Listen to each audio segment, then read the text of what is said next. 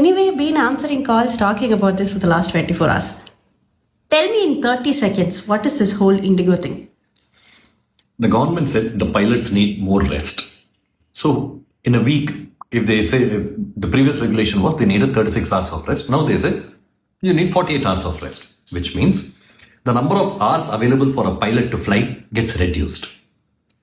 Unless you increase the number of pilots, the number of pilots available to operate all your aircraft therefore gets reduced logically. That is what is happening. Okay, so then why is it happening only for Indigo and why not other flights? Indigo has been a very lean and mean machine. Always. And this is not something new. Right from their staffing, everything has been extremely lean. They're on a low-cost carrier. The only other meaningful airline is Air India.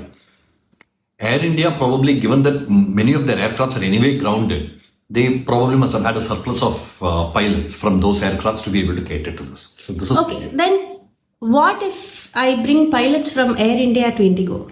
So it's not that simple.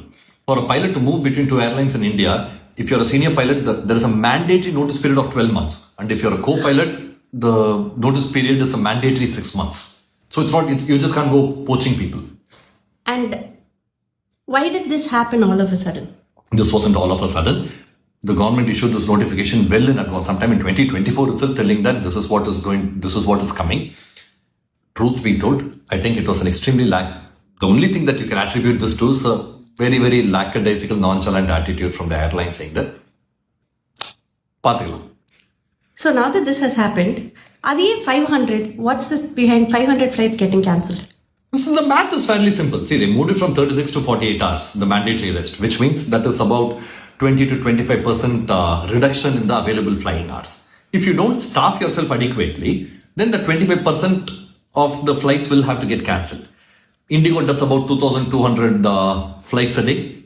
So 25% of it is roughly about 500 to 550. Okay, what happens now? What happens now, as we say, as of now, the government has yielded. They've rolled back these new regulations, which means I sense the things will come back to normal in the next 3 to 4 days. But then post-February or March, if the government decides to bring this back, Indigo will have to pull its socks up. But Adikula, they can hire, no?